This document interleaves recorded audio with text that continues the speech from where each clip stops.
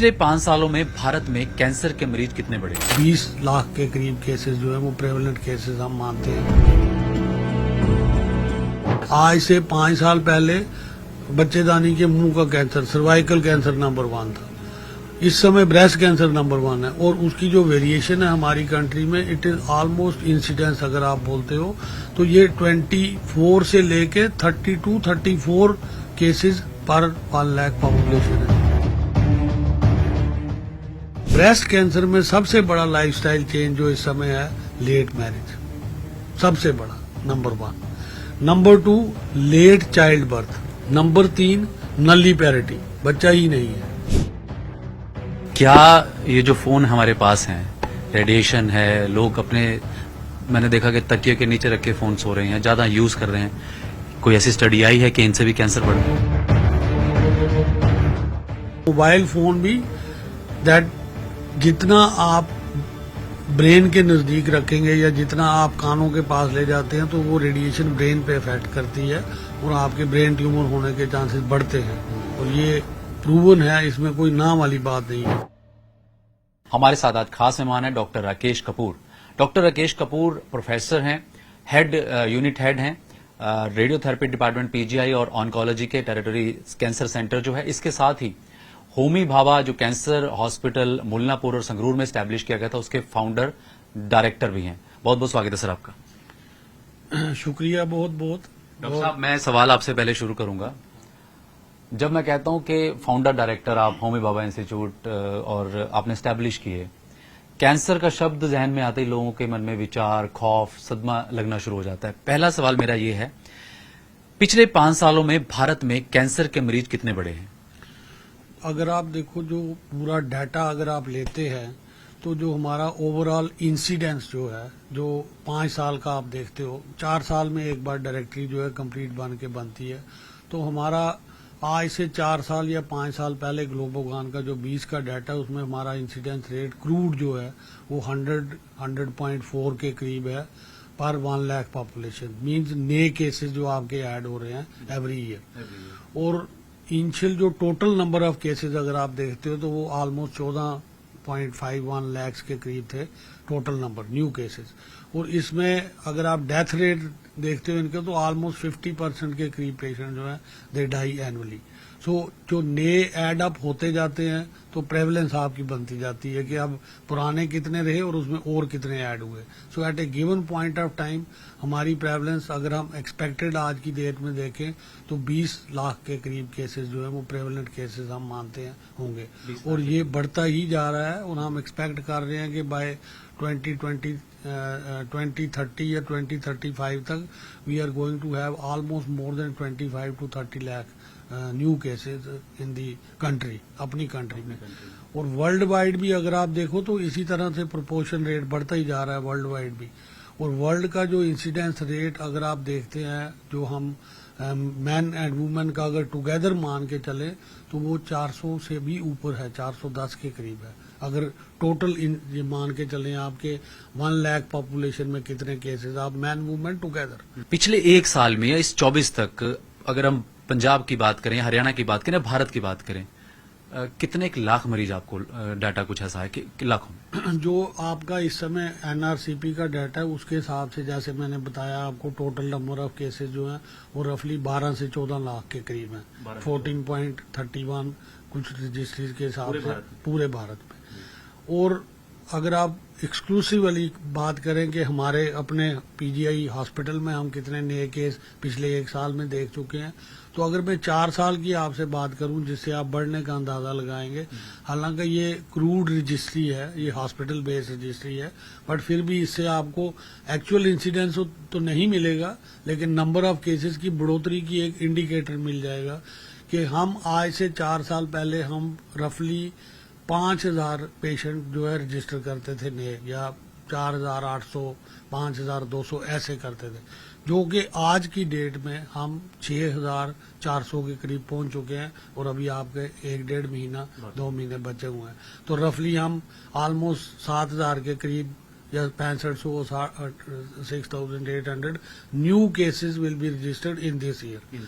पिछले में आप पूछोगे तो 6200 के करीब थे, तो 4 साल के पीछे जाओगे तो 5500 के करीब थे, तो 1000 के करीब पेशेंट आपका बढ़ा। पर ये हॉस्पिटल बेस्ड रजिस्ट्री से इंडिकेटर मिल रहा है आपको। एक्चुअल इंसिडेंस निकालने के लिए मैंने आपको पहले जैसे बताया, पॉपुलेशन बेस्ड कैंसर रजिस्ट्री है हमारी, वो अपना डाटा पूल इन करके नेशनल एनआरसीपी बेंगलोर में भेजते हैं, हम अपलोड होता है, फिर वहां वो उस डाटा की एक ऑडिट की जाती है, क्योंकि कई बार एक पेशेंट 4 जगह रजिस्टर हो जाता है, तो उसकी फिल्ट्रेशन या आप ऑटोप्सी बोल लो, जैसे डेड बॉडी की ऑटोप्सी है वैसे ही डाटा की भी आप ऑटोप्सी करते हैं, और फिर आप ये निकालते हैं कि हमारे कितने मिसिंग हुए, कितने बार बार रजिस्टर हो रहे हैं, तो वो उनको टाइम लगता है उसमें करने में। इसलिए हमेशा आप देखते होंगे कि जो भी ग्लोबोकॉन में डाटा आता है वो 2 से 4 साल के बाद आपको मिलता है, वो रजिस्ट्री का पिछला डाटा फिल्टर करके निकालते हैं। हर साल का आपको सिर्फ इंसिडेंस तो मिल जाएगा, पर टोटल निकालने के लिए 1 साल का अगले साल में आता है, तो नेक्स्ट ईयर में आता है। डॉक्टर साहब, कैंसर होता है, 100 से ज्यादा तरह का कैंसर है जो डॉक्यूमेंटेड है। फिलहाल जो लाइफस्टाइल लोगों का चल रहा है, आप इतने सालों से जुड़े हुए हैं, फाउंडर डायरेक्टर रहे हैं, कैंसर होने के कारण क्या हैं? सबसे अहम कारण क्या है? देखिए, सबसे अहम 2 कारण हैं। डिफरेंट कैंसर्स के डिफरेंट कारण हैं, वो अपनी जगह है। एक, हमारा जो एज है वो बढ़ती जा रही है, इंक्रीजिंग एज। जो जो आपकी एज बढ़ेगी, आपका नेचुरल जो सेल्स हैं बॉडी के किसी भी ऑर्गन के, उनमें नेचुरल एपोप्टोसिस या डेथ होती जाती है। और विद एज, क्योंकि उसके साथ साइमल्टेनियसली लाइफस्टाइल चेंजेस जब उसमें आ जाती हैं, तो वो किसी भी स्पेसिफिक ऑर्गन का जो एक्चुअल जर्म लाइन सेल है, उसमें रिपीटेड इरिटेशन की वजह से वो दूसरी तरह का एक अनयूजुअल सेल बनना शुरू हो जाता है। तो जितना लॉन्गर एक्सपोजर होगा, उतना उसका कैंसर बनने का चांस ज्यादा होगा, और उतना आपका लॉन्गेविटी ऑफ एज के साथ वो कैंसर ज्यादा होगा। ये एक चीज है। इसके अलावा लाइफस्टाइल चेंजेस में डिफरेंट तरह के कैंसर्स के का इम्पैक्ट जो है, लाइफस्टाइल चेंजेस का डिफरेंट कैंसर प्रोड्यूस करेगा। For example, let me talk to you about breast cancer first, which is the number 1 cancer now in the country. आज से 5 साल पहले बच्चेदानी के मुंह का कैंसर, सर्वाइकल कैंसर नंबर 1 था। इस समय ब्रेस्ट कैंसर नंबर 1 है, और उसकी जो वेरिएशन है हमारी कंट्री में, इट इज ऑलमोस्ट इंसिडेंस अगर आप बोलते हो तो ये 24 से लेके 32-34 केसेस पर 1 लाख पॉपुलेशन है। और अगर आप ओवरऑल मानिए आप, तो जितनी एफिलेंट एरियाज हैं हमारे कंट्री के, जैसे बॉम्बे रजिस्ट्री है, दिल्ली रजिस्ट्री है, Chandigarh registry, breast cancer is number 1। Cervical cancer नीचे चला गया, पहले सर्वाइकल कैंसर नंबर 1 होता था, अब ब्रेस्ट कैंसर है। वो अगेन जो मैंने बोला, लाइफस्टाइल चेंजेस। ब्रेस्ट कैंसर में सबसे बड़ा लाइफस्टाइल चेंज जो इस समय है, लेट मैरिज, सबसे बड़ा number 1। Number 2, late child birth. Number 3, nulliparity, बच्चा ही नहीं है। ये मेन मुख्य 3 कारण है। इसके साथ added alcohol, tobacco, obesity, use of oral contraceptive pills, ये भी सारे कारण एडिशनल कंपोनेंट हैं। पर मेन जो मुख्य 3 मैंने आपको कारण बताए, अब अगर आप उसको सरल शब्दों में आम पॉपुलेशन के समझने के लिए बोलूं, तो ये सारी की सारी जो स्टेट्स हैं जो मैंने बोली तीनों, ये बॉडी में हाइपर ईस्ट्रोजेनिक स्टेट्स जिनको बोलते हो आप, ईस्ट्रोजन जो हार्मोन है फीमेल का, उसको बढ़ा के रखने वाली है। वो ईस्ट्रोजन जब बड़ा रहता है, प्रोजेस्टेरॉन तभी आएगा जब चाइल्ड बर्थ होगा, जब प्रेगनेंसी होगी, जब मैरिज राइट टाइम पे होगी। तो जो प्रोजेस्टेरॉन है वो प्रोटेक्टिव हार्मोन होता है, मदरहुड का हार्मोन है। ईस्ट्रोजन फेमिनिज्म का हार्मोन है, वो प्रोलिफरेटिव एक्टिविटीज में काम करता है, ब्रेस्ट टिश्यू पे एक्ट करता है। तो उसकी जो इनिबिशन नहीं होती, इन वजह से उसका प्रोलॉन्गेशन, आपका टाइम पीरियड बढ़ता जा रहा है। आप 25 साल में शादी करते थे, अब आप 35 में कर रहे हैं, आप 30 में कर रहे हैं, तो ये 8-9 ईयर्स का पीरियड बढ़ गया, तो ब्रेस्ट कैंसर बढ़ गया। तो आपके लिए मुताबिक सही एज क्या है जो हालात चल रहे हैं? Ideal age for marriage for a female should be between 25 to 30 years or 25 to 28 years. And for a male, we always advocate 28 to 32, 33 years. This is the ideal age because natural जो हमारी up bringing है, हमारे जो hormonal levels हैं body के, ये उसके साथ ही सुनिश्चित किया गया था। ये प्रावधान गलत नहीं था पहले से। ये हमने उसमें अपनी महत्वाकांक्षाओं की वजह से या अपने, मैं ये भी कह सकता हूँ कि हमारे चेंज इन लाइफस्टाइल की वजह से, हमारी अपनी जरूरतों की वजह से या सोसाइटल चेंजेस की वजह से हमने इसको एक्सेप्ट किया और वो अपने तरह से किया। क्योंकि प्रोलॉन्गेबिलिटी की जब बात आप कहते हो तो भारत में 1947 जब हम इंडिपेंडेंट हुए तो हमारा एवरेज जो लाइफ स्पैन था, जो एवरेज एज एट बर्थ जिसको काउंट करते हो, वो 52.1 थी। 52 साल हमारी एवरेज एज मानी जाती थी एट बर्थ। जब पैदा हुआ ये 52 साल तक तो जीना ही चाहिए, वो आज की डेट में 71 है। सो यू कैन अंडरस्टैंड कि ये हमारी एवरेज एज ऑफ लिविंग बढ़ती जा रही है। यही एज अगर आप अमेरिका में देखते हो तो 82 है, आप जापान जाते हो 94 है। उनकी ये पॉपुलेशन डेमोग्राफी ऑलरेडी निकली हुई है, इसमें इनकी भी अलग स्टडीज होती हैं। तो ये जो चेंजेस हैं पॉपुलेशन पैटर्न जिसको आप बोलते हो, मेल फीमेल दोनों में है, और उसके अलावा इसके साथ रिस्क फैक्टर जो चेंज हुए, हमारा लाइफस्टाइल बदल गया, रहने सहने का तरीका, खाने का तरीका, exposure to pesticide, exposure eating of junk food, raw food, smoked food, more alcohol consumption, more tobacco consumption, whether male or female, it is now prevalent in both the sexes. So जब आप ये चीजें exposure जब बढ़ेंगे तो दूसरा example lung cancer है, जो वर्ल्ड में नंबर 1 इस समय लंग कैंसर है। हाँ, मैं उसी पे आने वाला था कि ये तो आपने ब्रेस्ट कैंसर बता दिया कि इस समय नंबर 1 इंडिया पे ब्रेस्ट कैंसर है।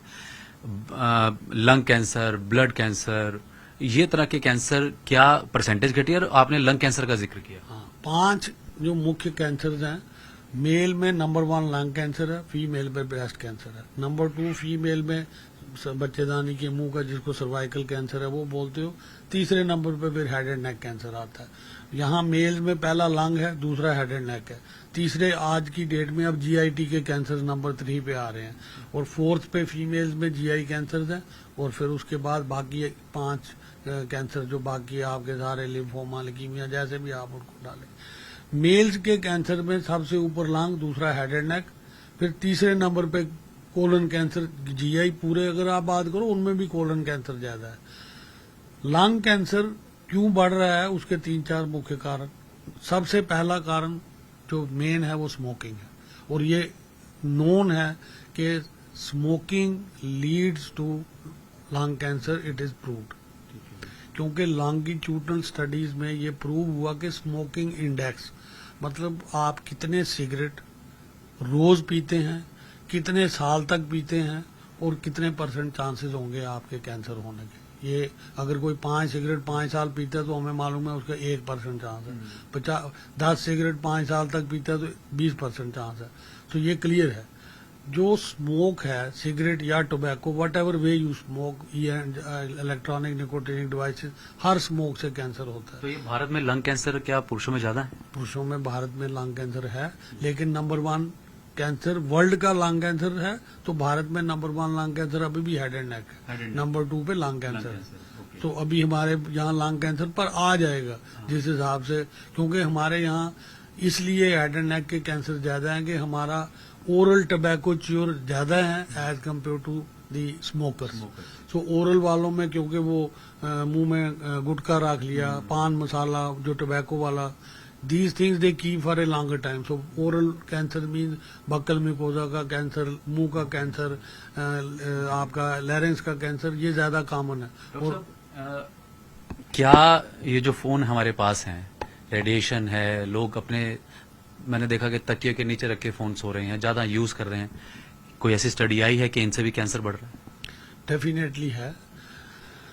जो आपका मोबाइल फोन और मोबाइल टावर्स दोनों से जो रेडिएशंस निकलती हैं, कोई भी तरह की रेडिएशन हो, चाहे आप पूरा अगर रेडिएशन का आप स्पेक्ट्रम लेते हैं तो हर तरह की रेडिएशन, इवन यूजिंग आपका जो इंफ्रारेड रेडिएशन है, या जो आपका जो आप घर में जो कुकिंग में जो गर्म करने के लिए यूज करते हैं, जो हीट वाले माइक्रोवेव, जो माइक्रोवेव से भी आपके फूड के जो माइक्रोफ्लोरा है जो फूड का, वो डैमेज होता है, वो भी ठीक नहीं है, दैट इज नोन। अब वो कितना यूज करते हैं वो जरूरी है। इसी तरह मोबाइल फोन भी, दैट जितना आप ब्रेन के नजदीक रखेंगे या जितना आप कानों के पास ले जाते हैं, तो वो रेडिएशन ब्रेन पे इफेक्ट करती है और आपके ब्रेन ट्यूमर होने के चांसेस बढ़ते हैं। और ये प्रूवन है, इसमें कोई नाम वाली बात नहीं है। The only thing is, that is why जो मोबाइल बनाने की फैक्ट्रीज हैं, वो हमेशा आपको etiquettes of using the mobile phone, अच्छी कंपनी ये बताती हैं कि आप ईयर प्लग लगाएं, मोबाइल दूर रखें, ताकि रेडिएशन का इम्पैक्ट आपके पास ना रहे। ये सारी की सारी रेडिएशन शॉर्ट फ्रीक्वेंसी जब आपको यहाँ से जाएगी, पेनिट्रेट करेगी तो सेल्स पे डैमेज करेगी। आपने देखा होगा कुछ तकिए के नीचे आपने बोला, तो जो जब भी कोई मैसेज आता है आपको रात को, जैसे जो भी व्हाट्सएप चलता है, जो आप एप्स यूज करते हैं, if some message come there is always a blink. वो रेडिएशन ही है जो उसको रिसीव करके आपको एक्सपोज हो रहा है। मैकेनिज्म ऑफ चिप सिस्टम वहां पे है, वो रेडिएशन भी आपको डैमेज करेगी। यानी कि डाटा ऑफ करके रखें तो थोड़ा बचाव है। बेटर है, और हमेशा उसको दूर रखिए, सर के नीचे मत रखिए, दैट इज बेटर।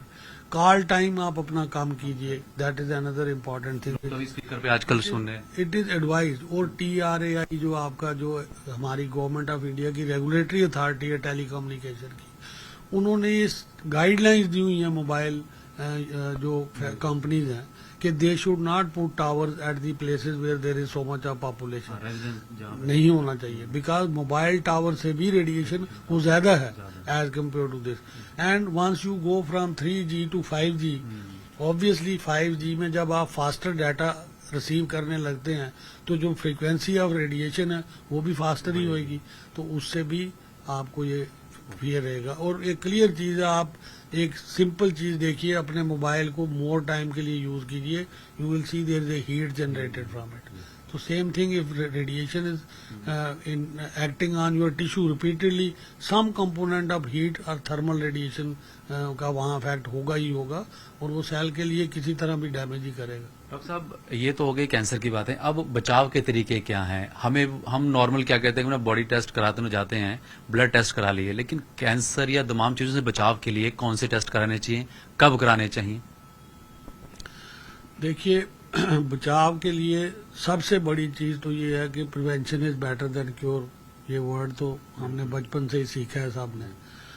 और तरह तरह के कैंसर को बचने के लिए पहला बचाव तो ये कि आपको जो डाइट्स मैंने बोली आपको, जो रिच या हाई हैं इन फैट्स एंड कार्बोहाइड्रेट्स और nitrosamides, which includes anything which leads to obesity, number 1। उसमें आप रेड मीट आता है आपका, जंक फूड आता है आपका, foods which are smoked food, और जो सी फूड्स हैं जिनको उन्होंने प्रिजर्वेटिव में रखा होता है, और इसके अलावा अल्कोहल, इसके अलावा स्मोकिंग और हाई फैट डाइट जो है ये अवॉइड करनी चाहिए। ये एक दूसरे से जुड़े हुए हैं सारे। ओबेसिटी से आपके अंदर फैट बढ़ती है, फैट से आपके अंदर स्टीराइड हार्मोन्स बढ़ते हैं, कोलेस्ट्रॉल बढ़ते हैं, जो अल्टीमेटली आपके कई एरियाज में जाके जहां यूटिलाइजेशन उनकी नहीं हो पाती प्रॉपरली, तो आपको वो एक ग्राउंड तैयार किया जाता है, एक फ्लोरा बन जाता है। फिर आप अगर जेनेटिकली प्रोन हैं, फॉर एग्जांपल आप ऑलरेडी, मैं कोलन कैंसर की बात करता हूँ, आपकी फैमिली में हिस्ट्री है कोलन कैंसर की, आपको फैमिलियल एडिपोसिस डिजीज है, तो या आपको क्रोन्स डिजीज है, तो आप पता है आपको कि आप इन डिजीज से पहले सफर कर रहे हैं, एडेड टू दैट आप फैट भी हो गए, सो ये एक रिस्क फैक्टर ऐड हो गया। So you will be making that type of ground जिससे आपको कैंसर होने के चांसेस बढ़ेंगे, तो इन चीजों से दूर रहना चाहिए। आपको fresh fruits at least 200 gram per day, green leafy vegetables, and you should avoid take less of carbohydrates and more of proteins. थोड़े नट्स ले सकते हैं आप। हर चीज को अगर आप मॉडरेशन में लेंगे, आपको ये चीजें हेल्प करेगी, and they are going to prevent that. दूसरा, डाइट को खाने का तरीका। आप दिन में 1 मील लें और वो इतना ज्यादा ओवरफिल कीजिए अपने आप को, that again is not good for you, because digest नहीं होगा। अनडाइजेस्टेड फूड आपके कोलन में जाएगा, वो रिपीटेड प्रॉब्लम क्रिएट करेगा, उसके सेल्स को डैमेज करेगा। धीरे धीरे ऐसा 4 साल 5 साल होगा तो आप प्रोन हो जाएंगे किसी भी कोलोनिक डिजीज होने के कारण। वो आपका लोड पैनक्रियाज पे भी पड़ेगा। आप अल्कोहल साथ में ले रहे हैं तो पैनक्रियाटिक कैंसर के भी चांसेस, स्मोकिंग करते हैं तो और भी चांसेस बढ़ेंगे। सो ये एक फैक्टर नहीं है, मल्टीपल है। अब फीमेल कैंसर का मैंने जैसे ब्रेस्ट का बताया आपको, सर्वाइकल कैंसर के काजेज में सबसे पहले आपका हाइजीन, मेंस्ट्रुअल हाइजीन। नंबर 2 आपका multiparity, multiple sexual partners, infections with certain viruses like HPV virus, जो हमने यहाँ पता है HIV वायरस, ये सारे रिस्क फैक्टर्स हैं उस कैंसर को होने को। लिवर का कैंसर है, ये अल्कोहल, ये सारा तो है। उसके अलावा infections with some of the viruses like hepatitis virus, blood screening जो है वो अगर नहीं अच्छी हो रही, फंगल इन्फेक्शन लाइक एफ्लाटॉक्सिन्स, कई टॉक्सिन्स हैं जो इन फूड्स में होती हैं जो मैंने बोले आपको, वो आपके लिवर कैंसर को प्रमोट करेंगे।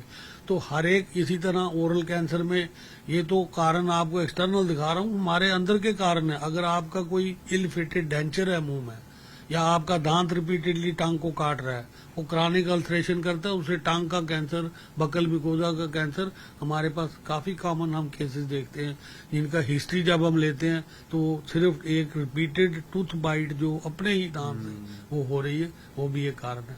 तो इन सब को रोकने के लिए आपको वार्निंग साइंस ऑफ कैंसर जो है वो याद रखने पड़ेंगे।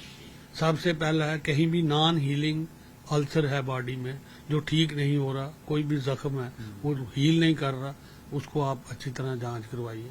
कोई लंप है बॉडी में, स्वेलिंग है, ब्रेस्ट में स्वेलिंग है, नेक में कहीं स्वेलिंग है, बॉडी के किसी हिस्से में स्वेलिंग है, don't ignore that, that can B A cancer swelling. और अगर वो स्वेलिंग बढ़ रही है, स्टैटिक थी पहले 5 साल से एक जैसी थी, अब सडनली बढ़ना शुरू हो गई, तो ऑल द मोर चांसेस कि उसके अंदर सेल्स जो है वो डिसऑर्गेनाइज्ड ग्रोथ हो रही है सेल्स की, वो कैंसर सेल्स बन सकते हैं। आपकी वॉइस चेंज हो रही है, धीरे धीरे होर्सनेस हो रही है, बैठ रही है, बीच में आपको लगता है ये मैं थक गया हूँ बोलने से, तो आपका लैरिंक्स का कैंसर हो सकता है।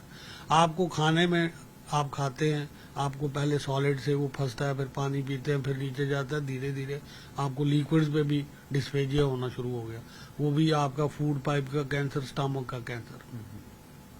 ब्लोटिंग सेंसेशन है आपको, आप खाते हैं आपको लगता है पेट बहुत भर गया है, कभी आपको फैटी डिस्पेप्सिया बहुत ज्यादा हो रहा है, अल्ट्रेशन इन बाउल हैबिट्स हो रही है, कभी कॉन्स्टिपेशन हो गई, कभी डायरिया लग गया।